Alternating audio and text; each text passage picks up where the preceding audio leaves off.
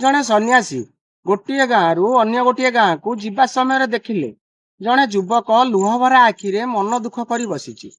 ତାକୁ ପଚାରିଲେ, କାହିଁକି ମନ ଦୁଃଖ କରି ବସିଛ? ସେଇ ଯୁବକ ଜଣକ ତାର ଘଟି ଯାଇଥିବା ମନ ଦୁଃଖର ଘଟଣାକୁ କହିଲା।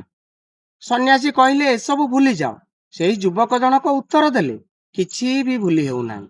ସନ୍ନ୍ୟାସୀ କହିଲେ, ଠିକ ଅଛି, ତୁମେ ଗୋଟେ କାମ କର, ଏଇ ପଥରଟିକୁ ଧରି ସକାଳୁ ସଞ୍ଜବେଳ ଯାଏ ଛିଡା ହୁଅ।